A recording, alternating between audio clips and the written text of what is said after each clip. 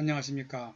오늘은 투자 고수는 오히려 헌 집에서 짭짤한 수익을 남긴다 라는 제목으로 실수요자와 투자자의 구분에 대하여 말씀드리겠습니다.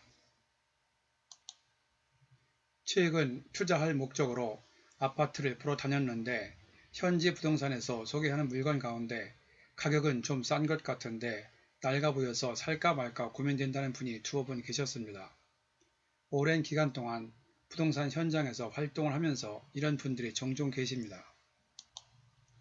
이런 분들에게 경매나 부동산 관련 이론 내용을 얘기하는 것은 그렇게 어려운 일이 아닌데 기존에 알고 있는 투자에 대한 고정관념을 바꿔드리는 것이 오히려 상당히 힘든 일인 것 같습니다. 오늘은 이와 관련하여 투자를 하면서 실수의 목적과 투자 목적을 확실하게 구분해야 하는 이유를 말씀드리겠습니다. 우리들이 투자를 할 때 기본적으로 생각해야 할 것이 있습니다.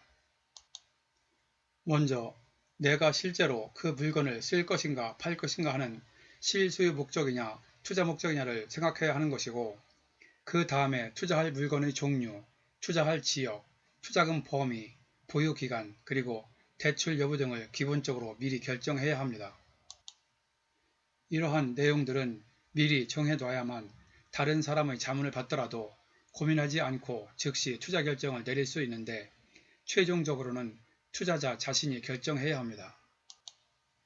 그런데 여기에서 중요하게 생각해야 할 것이 투자를 하기에 앞서 실수의 목적이냐 투자 목적이냐를 확실하게 정하는 것이라고 생각합니다. 이것을 확실하게 미리 정하지 않으면 아까 투자할 아파트가 가격은 싸 보이는데 낡아서 고민된다는 분의 경우처럼 똑같은 고민을 하게 될 것입니다.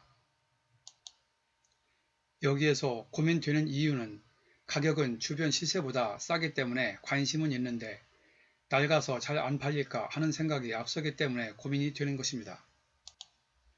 하지만 여기에서 가격적으로 저렴한 장점이 있고 지금 팔아도 어느 정도 차익을 남기고 팔릴 수만 있는 것이 확실하다면 내가 살 것이 아니므로 낡은 것은 문제가 되지 않는다는 것입니다.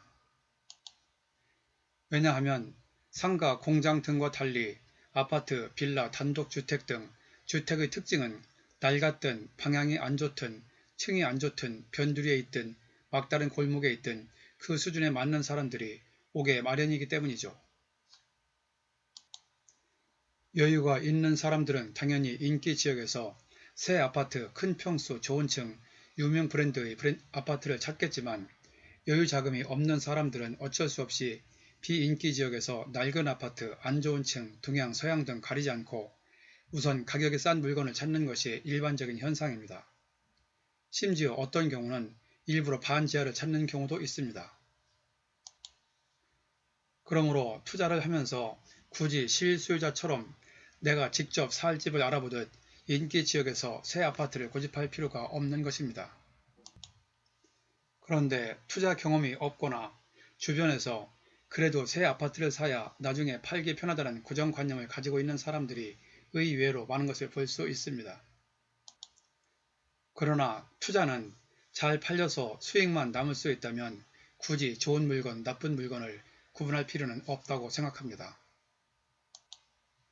오히려 투자 고수는 일부러 낡은 주택을 구입하여 어느 정도 수리를 한 후 제값에 팔아 적은 돈을 투자하여 짭짤하게 수익을 보는 분들이 많이 계십니다. 전에도 말씀드렸지만 특별한 경우가 아닌 한 단순하게 사놓기만 하고 가격이 오르기를 기다리는 것보다 하자 있는 물건을 좀 싸게 사서 약간 수리를 한 후 지금이라도 팔 수만 있다면 시간적 측면, 효율적 측면에서 오히려 유리한 측면이 있습니다.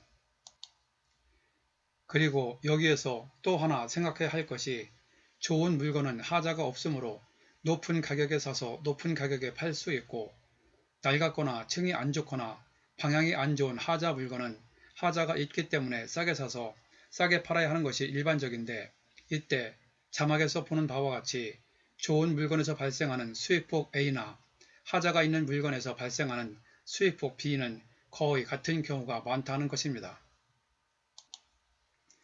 그러므로 팔릴 수만 있고 수익이 비슷하다면 내가 직접 살 집도 아닌데 굳이 많은 비용을 투자하여 새 아파트를 살 필요가 없지요. 오히려 적은 비용을 투자하여 같은 수익을 낼 수 있다면 하자 있는 물건이 효율성 측면에서 더 나은 경우라고 봐야 할 것입니다. 그리고 전에도 말씀드렸지만 경매에서도 인기 지역 새 아파트보다는 비인기 지역의 낡은 아파트가 오히려 낙찰 확률이 높은 경향이 있습니다.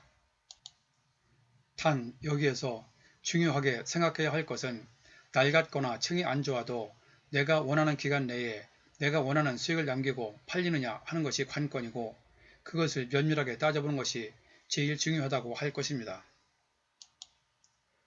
그것은 현장 답사를 하면서 현지 부동산의 얘기를 듣다 보면 어느 정도 감을 잡을 수 있습니다. 아무리 싸게 사도 팔리지 않는다면 투자금은 그대로 묶이는 것이고 그것은 곧 실패한 투자가 되는 것이니 투자에 있어 제일 중요한 것은 팔리는지 여부를 투자하기 전에 먼저 확실하게 확인하는 것입니다.